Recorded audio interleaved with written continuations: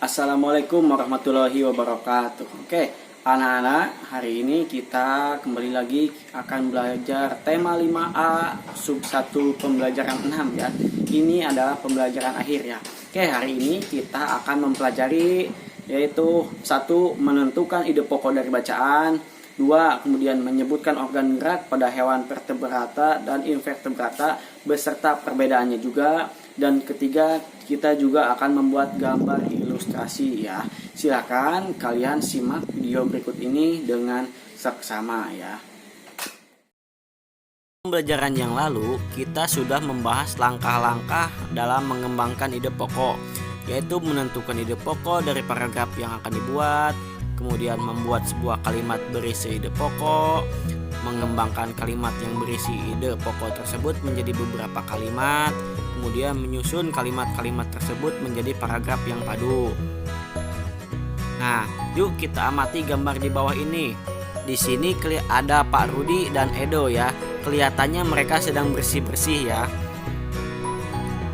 Nah, setelah mengamati gambar, yuk kita coba membuat paragraf dari gambar tersebut. Nah, kita coba buat paragraf dari gambar tersebut ya. Ayo kita mulai buat. Langkah pertama yaitu menentukan ide pokok dari paragraf tersebut. Nah, ide pokoknya yaitu membersihkan kandang kelinci. Jadi kan gambarnya sedang membersihkan kelinci.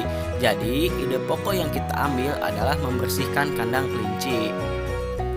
Setelah kita menentukan ide pokok, sekarang kita membuat kalimat yang berisi ide pokok yang ada di dalamnya.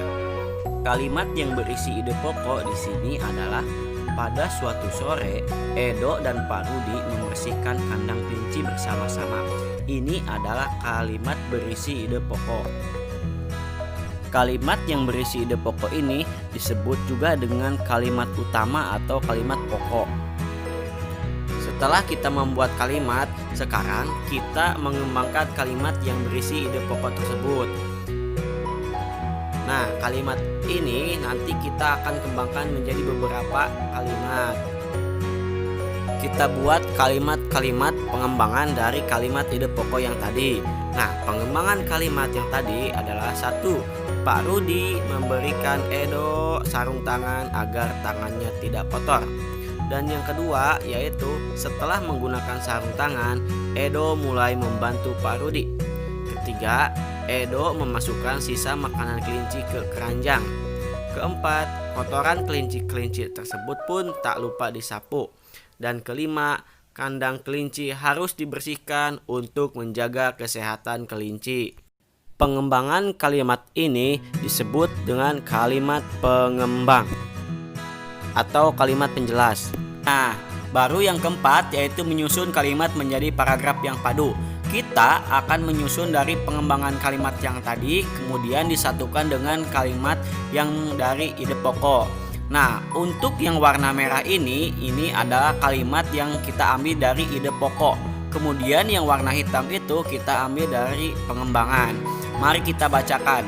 Yaitu, pada suatu sore, Edo dan Pak Rudi membersihkan kandang kelinci bersama-sama. Pak Rudi memberikan Edo sarung tangan agar tangannya tidak kotor. Setelah menggunakan sarung tangan, Edo mulai membantu Pak Rudi. Edo memasukkan sisa makanan kelinci ke keranjang. Nah, selanjutnya, siapa yang tahu ini gambar apa? Ini adalah gambar kelelawar. Kalau yang ini apa? Ya, benar, ini adalah lalat. Tahukah kamu apa perbedaan kedua hewan tersebut? Kalau persamaannya kalian pasti tahu kan? Persamaan dari kedua hewan tersebut yaitu alat geraknya. Alat geraknya yaitu berupa sayap. Kedua hewan ini memiliki perbedaan utama. Apa ya perbedaan utamanya? Di sini kelelawar termasuk hewan vertebrata. Sedangkan lalat di sini termasuk hewan invertebrata. Nah, itu adalah perbedaan utamanya, yaitu lalat termasuk hewan vertebrata atau yang memiliki tulang belakang. Sedangkan lalat termasuk invertebrata atau yang tidak memiliki tulang belakang. Nah, itu adalah perbedaannya. Nah, sekarang apa aja perbedaan hewan vertebrata dan invertebrata? Hewan vertebrata yaitu memiliki tulang belakang. Sedangkan hewan invertebrata yaitu tidak memiliki tulang belakang. Dan hewan vertebrata memiliki bagian tubuh yang umum seperti kepala, leher, badan, kaki. Sedangkan hewan invertebrata yaitu memiliki susunan tubuh yang sederhana.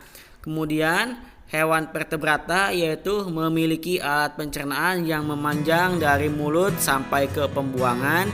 Kalau hewan invertebrata yaitu memiliki alat pencernaan yang masih sederhana.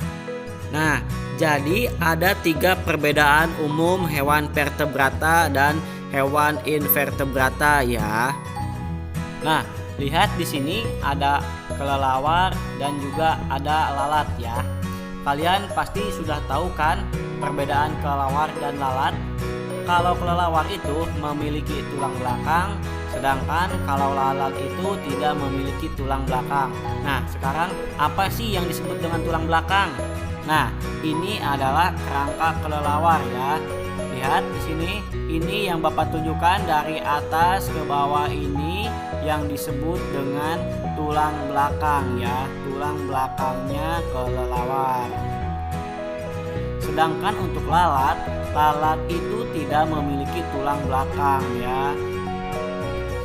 Makanya kelelawar disebut dengan hewan vertebrata, sedangkan lalat disebut hewan invertebrata. Nah, apa saja sih hewan yang termasuk vertebrata?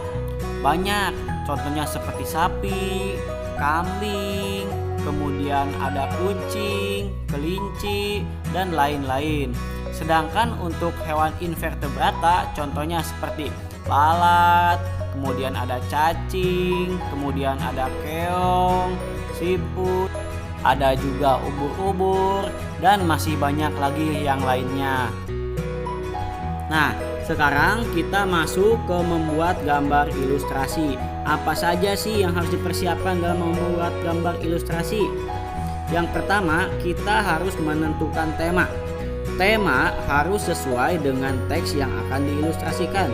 Contohnya, kita akan dari teksnya itu kelinci yang sedang melompat-lompat di taman. Maka kalian nanti mengilustrasikannya itu adalah harus membuat kelinci yang melompat-lompat di taman.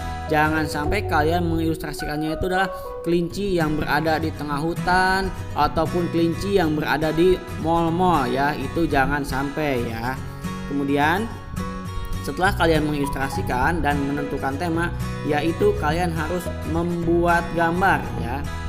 Membuat gambar yaitu menggambar sketsa menggunakan pensil ya. Biasanya kalian menggambar itu menggunakan pensil terlebih dahulu. Setelah itu kalian baru mewarnai ya. Mewarnai gambar menggunakan alat mewarnai yaitu seperti pensil warna, spidol, cat air, dan lain-lain. Demikian materi yang bisa Bapak sampaikan. Mudah-mudahan kalian dapat mengerti. Wassalamualaikum warahmatullahi wabarakatuh. Oke, gimana anak-anak tadi dengan penjelasan yang tadi? Apakah kalian sudah mengerti? Ya, alhamdulillah ya kalau sudah mengerti. Yang belum mengerti silahkan kalian tonton lagi videonya ya, karena ini pembelajaran terakhir dari sub 1 ya. Maka untuk hari besoknya Bapak akan mengadakan evaluasi ya. Oke, silakan kalian tonton lagi dari video-video berikutnya dan belajar lagi ya, karena hari berikutnya kita akan mengadakan evaluasi ya. Oke, sekian dari Bapak. Mudah-mudahan kalian dapat mengerti dan memahaminya. Wassalamualaikum warahmatullahi wabarakatuh.